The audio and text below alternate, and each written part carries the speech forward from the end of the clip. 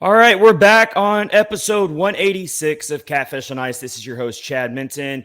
We've got an awesome guest joining us again on the show. He joined the show during the season leading up to the trade deadline, and that is Kyle Hall, host of the Broadway Hat Podcast, which covers the New York Rangers. Some of you Predators fans might be wondering, well, why do we have a Rangers host coming on the show right now? Well, we're about to clear all that up. First of all, we've been covering throughout the show the Nashville Predators letting go of John Hynes on Tuesday and quickly hiring Andrew Brunette as their fourth head coach in franchise history. And it already looks like John Hynes might be landing back on his feet pretty quick. First of all, Kyle, how are you doing today? Yeah, good. I didn't see a Nashville connection happening yesterday or until yesterday for the offseason. So, yeah, just this crazy merry-go-round at the Rangers coaching search, It is. right? So the last time we were linked and Kyle joined the show was leading up to the trade deadline, and it was Tanner Jeannot was in the middle of some trade rumors. And I got to say, Kyle, even though he didn't end up going to the Rangers, you were spot on about what you were saying at the time about the fact that Tanner Jeannot might be trade bait for the Predators. So I got to give you credit for that because because at the time I didn't think the Predators would ever trade away Tanner Jeannot, but you were kind of ahead of that, and he ended up going to the Tampa Bay Lightning, but still that was a cool conversation. So go back and listen to that, everybody. It's still a really good conversation. It's on our YouTube channel right now, but we're bringing you on because John Hynes is now being linked as a possible coaching candidate for your head coaching vacancy with the New York Rangers. I got to ask you first, what are your initial thoughts of that? Because, of course, Spencer Carberry was the top candidate, and he's going to the Washington Capitals now. Yeah, I wouldn't say Spencer. I know he interviewed. I wouldn't say he was a top candidate. I think he was someone that I think a lot of Ranger fans wanted because he was a younger voice, and I think Gallant. Most Ranger fans, I feel like, were surprised that they didn't move on from him, and I know now that the dust has settled on him and the reports have come out that he may have lost the locker room. There was some issues there towards the end of the year. It all makes sense now. But at first, I was like, listen, you just had a 109-win season, went to the conference finals, and you followed up with a 107-point season. And, yeah, you lost in the first round in a kind of an embarrassing fashion by, winning the first two games and losing in Game 7. But this team's obviously in the right direction. So why do they get changed up? And they obviously want a new voice. So that's why the first thought comes like, hey, listen, you see all these, Rob Brendamore, first-time coach, comes in, first-time NHL coach, does a great job. John Cooper, those are the guys that you want those guys, right? And those are all guys that are not retreads. But then you look at the conference finals, and it was four retreads. So it's like, okay, well, what direction they go in? And Carberry was an interesting name because of the success he had in the American Hockey League, and then obviously he was very well thought of in Toronto. And then it kind of, again, in my mind, like corporate world, I'm like, well, why didn't they promote him in Toronto then if they was so good? Like, why didn't they, move on from Keefe? But obviously the Caps were like the number one team for him. It's where he developed. He was the Stingrays coach, and they coached with them, and Hershey there for a couple of years. So I never really had high hopes for him. Now, Peter Laviolette, who you know very well, obviously with ties to Nashville as well, he seems to be the favorite right now. Oh, but, okay. Interesting. Yeah, he seems to be the favorite right now. That's what a lot of reports are coming out that it's kind of not his job to lose, but he's had 2 interviews. He's only got to interview twice. And he seems like the popular choice. They want a coach, I believe, with Stanley Cup experience, which is why when John Hynes came available, I didn't really think of it at first. And then the Boston University light switched on in my head, and I said, he's a former teammate and coach, and he coached Chris Drury both at BU. They won a national championship together there. So, obviously there's a connection there. They've been connected with USA Hockey throughout the years as well. And he seems, according to a couple of the other insiders of the Rangers, he seems to have made a pretty big impact on the coaching search now to the point where they're, slowing down the process.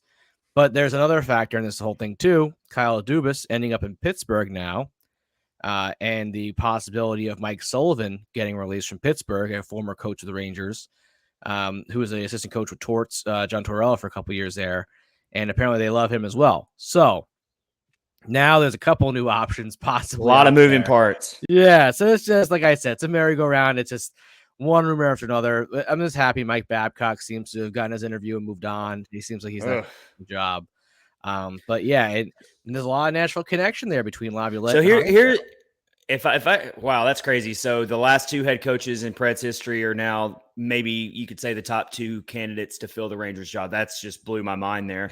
But if I got to think about those two, here's my thing with Peter Laviolette. First of all, the guy is obviously a very successful NHL head coach and definitely has playoff pedigree, which John Hynes does not. I've been very clear that I think in some ways John Hynes did get a raw deal.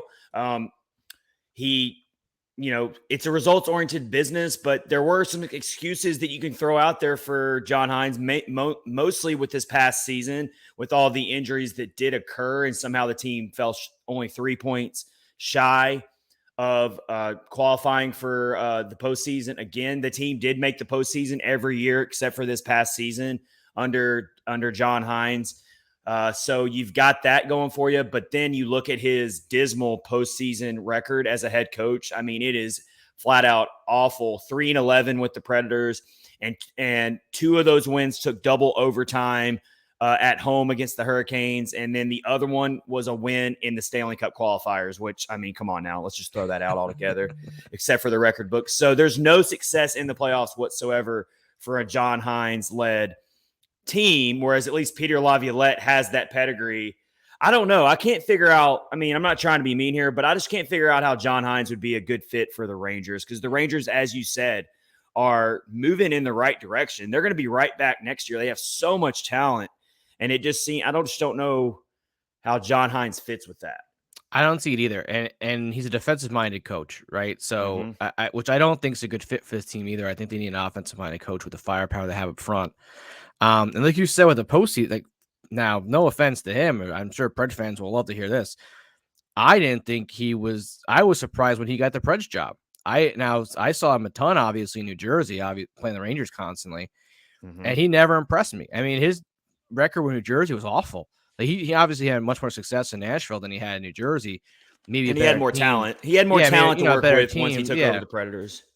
But in New Jersey, he made the playoffs one time. They had an early first round bounce. But I mean, really, like, his first year there, I think they were just over 500 or so this first year. So it's like, okay, he was a very successful AHL coach. He was, I think it was he was in Scranton Wilkes-Barre before that. And then he had his first good year with the Devils, and it's like, okay, but then they were abysmal.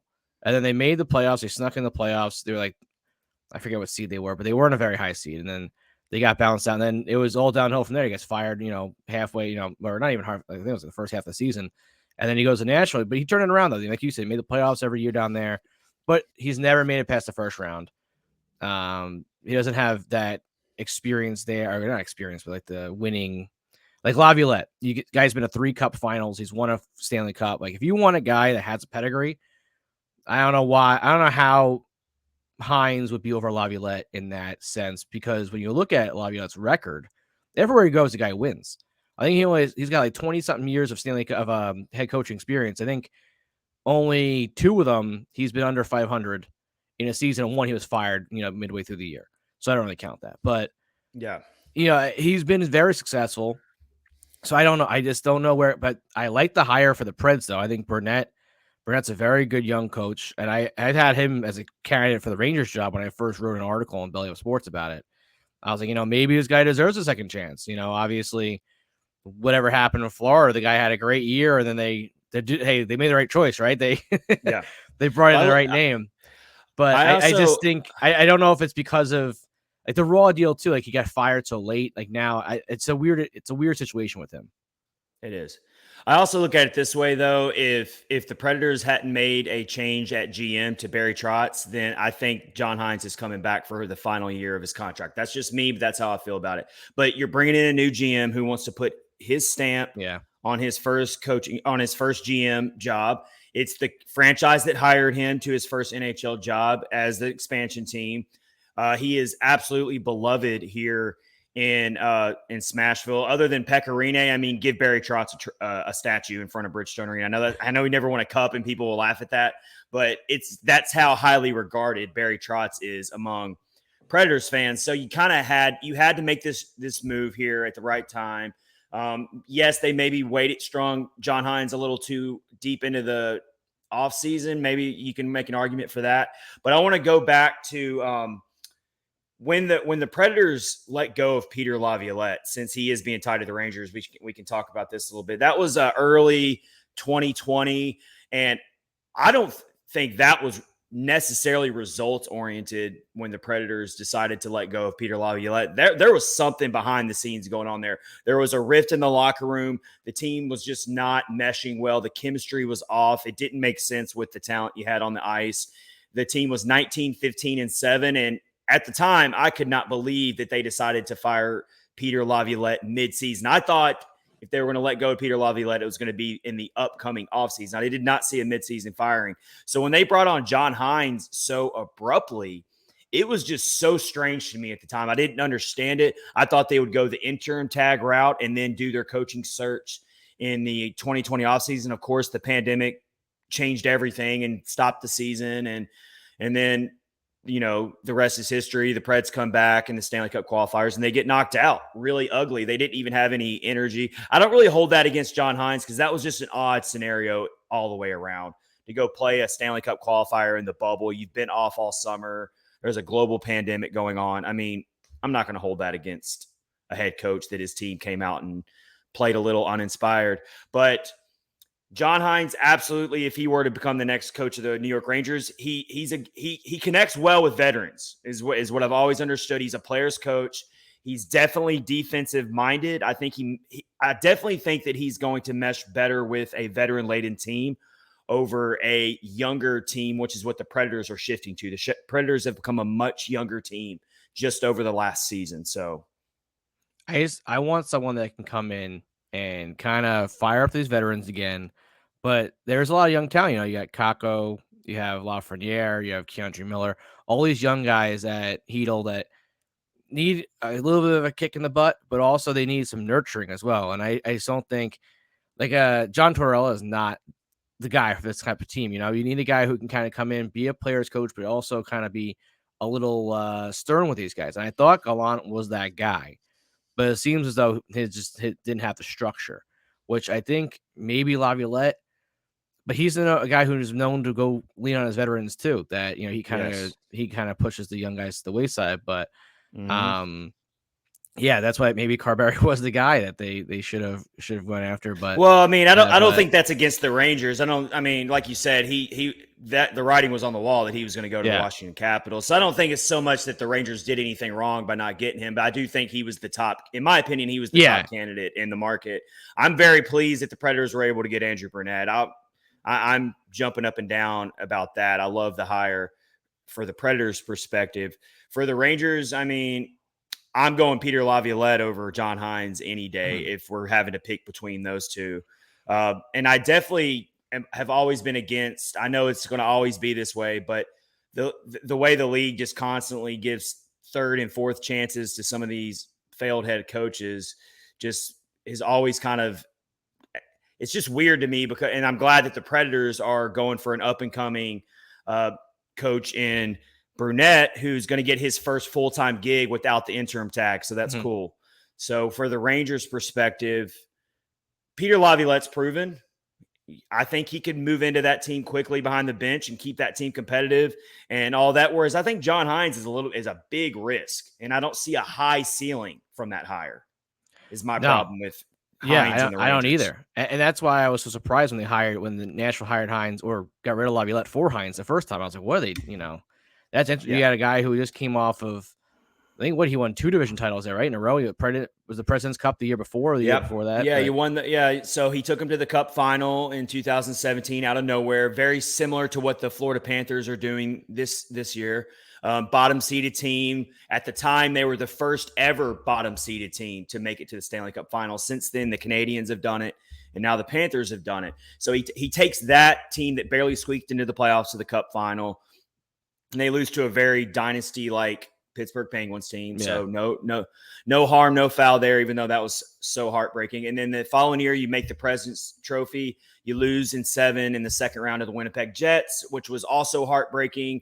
Pecorine just got absolutely blasted in Game 7. It was hard to watch. But you come back in 2019 under Laviolette with still very, very high hopes that you can make a run for the Stanley Cup again. And that's kind of when their window slammed shut. That's when the writing was on the wall that something wasn't going well with the team and with Laviolette. Maybe we'll never know exactly what that was, but it was pretty clear. And then you make a very uninspired and what I say rushed hiring midseason of, no offense, but to John Hynes, who had done nothing to show that you should rush into hiring someone like him at the time. So I kind of feel the same way now. I feel like John Hynes needs to be an assistant coach somewhere again, or he needs to work his way back up and prove that he can make an impact on a team as an assistant coach. And then eventually he gets a head coaching gig somewhere else. But I don't know, man. It's strange for sure. There's so many names too that are out there that like I get DMs from people like, oh, I'm hearing this, I'm hearing that. Like Patrick Waugh, is a hot name now. He's done well up in the Quebec Major Junior Hockey League up there, and he's really wants a chance. He's a top candidate, I believe, for Columbus. That's the whole rumor in Columbus that he's a top candidate there. But I think, obviously if the Rangers in Columbus come calling, you're probably going to go to New York over Columbus. But, he seems like he's a guy who's very hot on the list. Chris Knobloch, the Rangers AHL coach, has done a great job turning Hartford around. He's a guy that's filled in a couple times in New York that Rangers fans like him and like players love him. I've had so many guys on the show that played for him and they rave about him. So I think he's a guy, and again, he's a young guy that they kind of want, oh, hey, maybe he can help develop these young kids. And he coached Connor McDavid. So, I mean, he's used to superstars. He's coached superstars. And so, like, the guys like Panarin and stuff like that, they're not going to not learn from him. So he's a guy, personally, I was hoping that he'd get the position, but I think they would have named him the coach already because he's an in-house guy. But we'll see. There's just so much of craziness that surrounds us, and of course it's the Rangers and New York, so it'll get extra spotlights and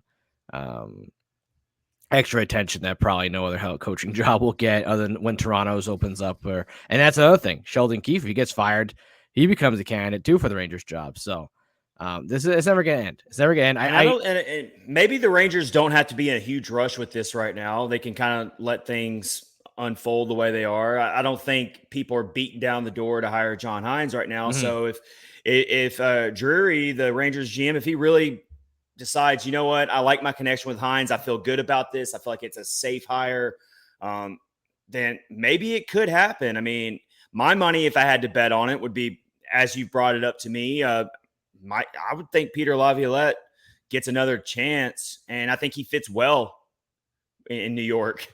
He can handle the New York media. He can handle the scrutiny and the criticism that's going to come very quick with the high expectations that this Rangers team's obviously going to have next season. Would you agree with that, Kyle? Do you think that Laviolette can handle the highly critical situation he's going to be coming into if he is the next head coach of the Rangers?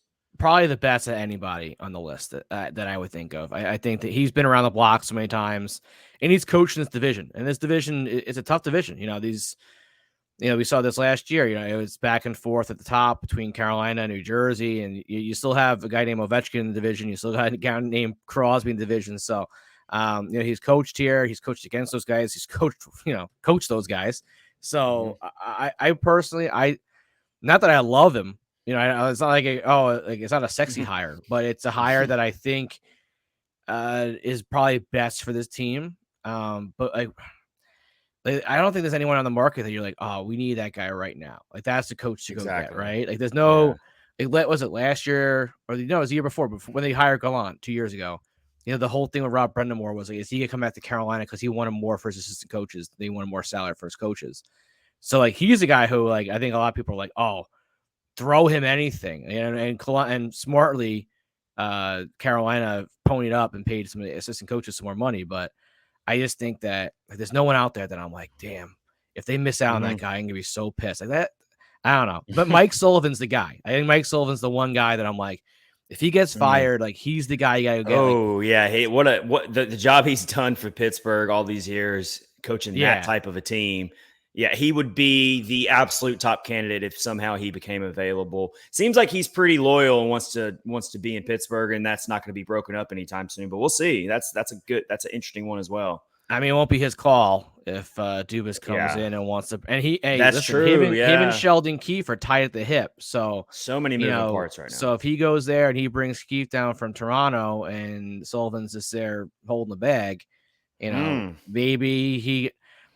The problem is that he didn't like his exit from New York the first time. When they fired Torts, he thought they should have gotten another year. He had a whole interview about it, but we'll see. And that's why I don't think the Rangers have to be in a massive hurry to hire anyone right now necessarily. I don't think they've got plenty of options and plan Bs and plan Cs if maybe their top choice doesn't become available. So I'm going to be following the Rangers coaching search. That's just very, very interesting stuff for me. Kyle, thanks for joining us. We've been joined by Kyle Hall, host of the Broadway Hat Podcast. I'm sure we'll get another Predators, Rangers random link connection somewhere along the way, and you're always invited back on the show. We hope you have a great offseason. Follow Kyle Hall at KHallNY on Twitter and listen to his work for the Broadway Hat Podcast. Take care, man. Yeah, thanks, buddy. I'm sure we'll touch base. There'll be some kind of trade rumor that comes up. You know that something will happen, and I'm gonna send you a last minute DM and ask you, and you're gonna hop on for us on Catfish on Ice. Thanks, man. Take care. No problem. Anytime.